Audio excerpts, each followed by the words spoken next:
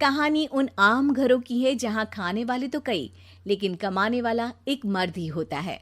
बावजूद इसके उससे उम्मीदें कम नहीं होती।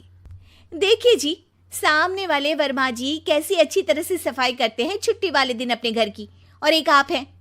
अरे यार, उनके पास कार है, ऑफिस पास में है और हफ्ते में 2 दिन की छुट्टी होती है, तो फर्क तो पड़ता है ना।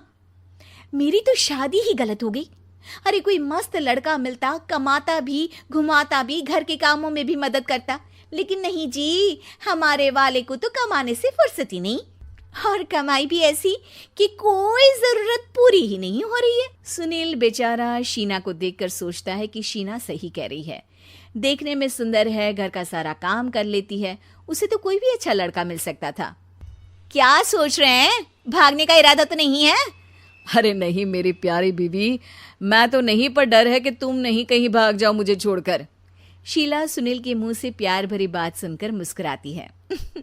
आप भी ना। सुनील एक दिन ऑफिस से घर आता है कि तभी शीना कहती है, सुनिए जी, वो मेरी सहेली आई थी, सारा दिन वो लोग यहीं थे, अब जा रही थी तो मैंने कहा नहीं नहीं, मेरे पति छोड़ आएंगे ना तुम्हें, तो रोक लिया मैंने। सुनील थोड़ी देर कुछ सोचता है, फिर कहता है, ठीक है, मैं कपड़े चेंज करके आता हूँ। अरे तेरे पति को तो लग रहा है कि अच्छा नहीं लगा। अरे नहीं नहीं, ऐसी कोई बात नहीं है, रुको मैं अभी उन्हें घर के कपड़े देकर आती हूँ। शीना अंदर जाती है जहां सुनील पलंग पर लेटा होता है। अरे क्या मजाक है, वो कह रही है कि आपने मुंह बना लिया। सही तो कह रही है, सुबह से अब ऑफिस से लौटा हूँ, एक कप चाय का तो पूछा नहीं, 20 किलोमीटर जाओ और आओ, और फिर कल उसी टाइम पर ऑफिस। अरे यार, मुझे गाड़ी चलानी आती ना तो बोलती भी नहीं आपको, और कौन सा रिक्शा खींच कर जाना है आपको।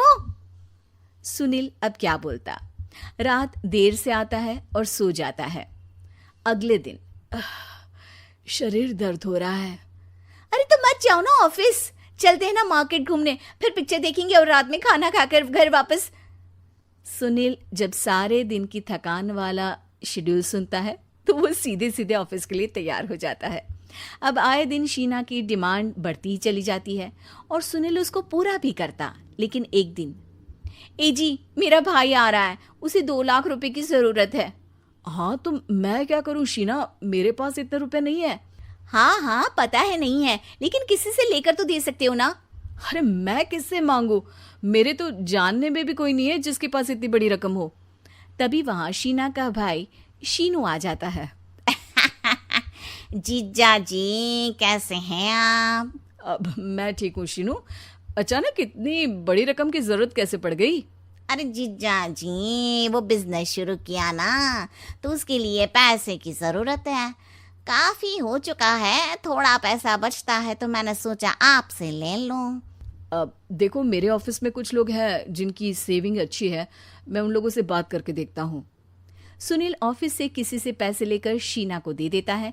शीना वो पैसा भाई को दे देती है। 2 महीने बाद, अरे यार शीना, वो ऑफिस वाला आदमी अपने पैसे मांग रहा है, कैसे दूं? अपने भाई से बोलो ना पैसे दे दे। अरे हाँ हाँ दे देगा, कहाँ भागा जा रहा है, आप उनको बोल दो कि दे देंगे। थोड़े दिन बाद, शीना वो आदमी मुझसे आज भी पैसे मांग रहा था यार, मैं तंग आ गया हूँ, ऑफिस जाते ही सामने उसका चेहरा दिखता है, क्या बोलूं, बार बार पैसे मांगता है। अच्छा मैं शीनू को फ़ोन लगाती हूँ, बात करके देखती हूँ। शीना भाई को फ़ोन करती है लेकिन वो फ़ोन उठाता ही नहीं। लगता है भाई कहीं ऐसी जगह है जहाँ नेटवर्क की समस्या होगी। सुनील अगले दिन दोपहर को ही घर आ जाता है। उसका चेहरा उतरा और परेशान सा होता है। वो रोने लगता है। अरे क्या हुआ जी, आप इतना परेशान क्यों हैं? सब ठीक तो है ना? अरे नहीं शीना, कुछ ठीक नहीं है, मैं ठीक नहीं हूँ। तुम्हारे भाई के लिए मैंने जो पैसे लिए थे, उस आदमी ने आज भरे ऑफिस में सबके सामने मेरी बेइज्जती कर दी। सबके सामने आज मैं कर्जदार बनकर खड़ा था। मैंने हर वो प्रयास किया घर चलाने के लिए जो मैं कर सकता था, लेकिन अब नहीं होगा। वो फिर रोने लगता है। अरे आप तो औरतों की तरह रो रहे हैं, मर्द हैं आप। क्यों, आदमी के सीने में दिल नहीं होता, या फिर वो इंसान नहीं मशीन होता है? अरे मैं थक चुका हूँ शीना, तुम समझती क्यों नहीं? मैं भी शारीरिक और मानसिक रूप से थकता हूँ, मैं भी आराम करना चाहता हूँ, सुकून चाहता हूँ। मैं अब कुछ नहीं कर सकता। कुछ नहीं। वो बैठ जाता है। शीना पति को हैरान परेशान देखकर चुप हो जाती है। अगले दिन, सुनिए, ये लीजिए 2 लाख रुपये, उस आदमी को दे दीजिए और बोल दीजिए कि आज के बाद किसी को पैसे के लिए बेइज्जत ना करे। सुनील पैसे देखकर राहत की सांस लेता है। अरे शीना, तुमने तो मेरा बहुत बड़ा काम कर दिया। अब मैं शान से ऑफिस जा सकता हूँ, लेकिन ये पैसे आए कहाँ से?